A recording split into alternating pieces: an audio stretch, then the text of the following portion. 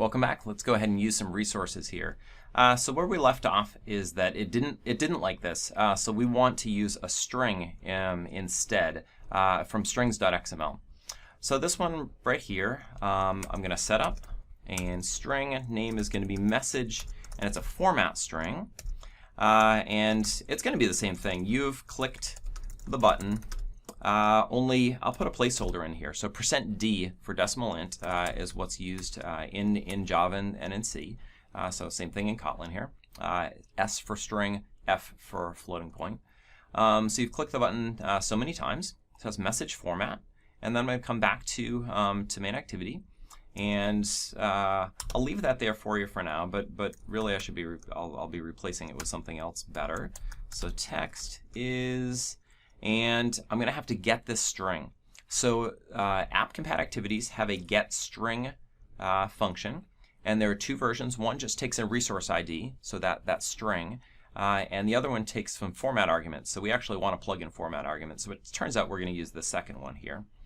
All right, so what's the first parameter? So it's a resource ID. So just like the layouts start off with r dot, this one is going to be r dot, only it's going to be r dot string, and then the name of my string. So message format. And then my second parameter is what I want to plug in. So it's just going to be num clicks. So notice since I'm not using it directly within a string, I don't need the $ here. Yeah, and you notice that it likes it better. If I run it right now, I should get the same thing. I'm going to try instant run, see if we can get this to go any faster. All right, so as far as functionality goes, I wouldn't expect anything different. Still working. All right, very good. So the next thing that I'd like to do is just show you something that's a little bit nicer than the get string if you're dealing with plurals, right? So this is so in addition to strings here, I can actually set up something called plurals, and the name is going to be I'm going to call this message plurals, and this is a little bit more complex. It actually comes up. It consists of different items that correspond to different quantities. In English, one is the special case, right? I have it's been clicked one time, but any other thing is going to be times. So for quantity 1, then I'm going to have, you've clicked the button so many time, all right? So one time, and then for anything else, so other, close it up here. I'm going to say you've clicked the button %d times, right? And you notice that these two items are both children of the plurals tag within here, which is a child within resources. Right, so let's see from within our code in Kotlin how we're going to use this. So again, I'll replace that, and we're going to do text view dot text equals, and I really want to do something like get quantity string, but it's actually not here. It's used a little bit less commonly, so it's not part directly of the AppCompat activity. It's part of its resources. So AppCompat activity has resources, or I could call get resources, and then it has a get quantity, and there's a couple of them here, get quantity text and get quantity string, and like before, I'm going to want to have the one that plugs in the format arguments. Now you'll notice 3 parameters on this. Resource ID, so that's to refer to my strings.xml. Second is the quantity that it's using to determine which of the strings to use. Is this one or is it other? And then anything to plug in for your format arguments for that %d. So let's see this in action. So this is going to be r.plurals.message plurals. So that's my resource ID, comma.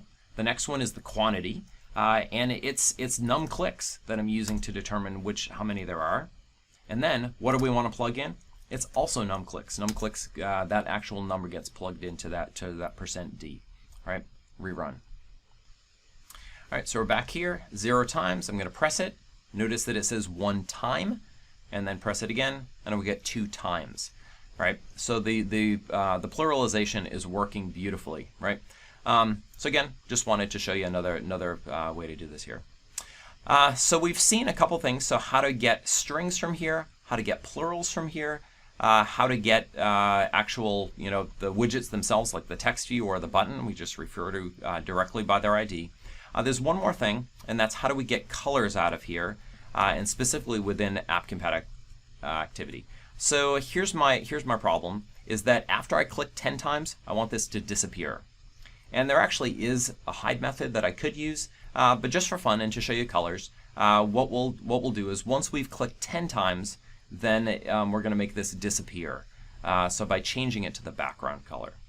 All right, so some simple logic here. So I'll say that if my number of clicks is at least 10, all right, then we're going to change, so text view dot, so set text color, and that's going to take a color int, so a color, so what color do we want here?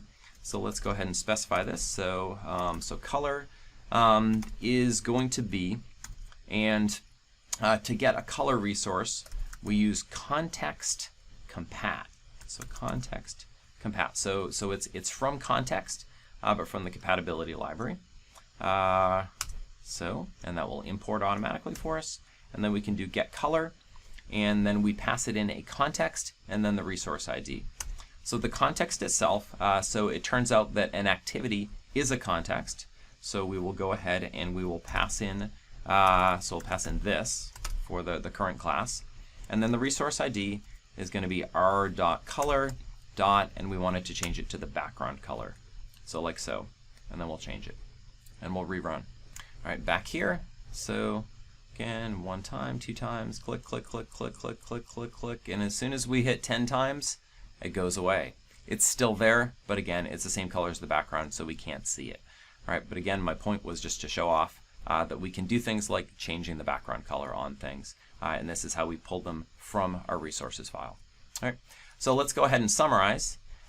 So really concepts, we created a very simple app. We built a layout in first, so that was what we called our view. We put that XML. We put strings and colors, which are some different values that I wanted, in my resources, also in their own XML files. And we put the buttons themselves into our controller here, into mainActivity.Kotlin. And we saw a couple things as far as how we pull information from the XML files into Kotlin. If it's a layout, all right, r.layout. If it's a string, we used r.string. And then if it was a color, we had r.color with a little bit of extra information here because it was kind of buried a little bit in this compatibility library. The nice thing was that when we were referring to the actual widgets themselves, the text view and my button, that we can just use the widgets ID directly, because that's how Kotlin works. All right, hope you enjoyed this. We'll come back next time and we'll build tic-tac-toe.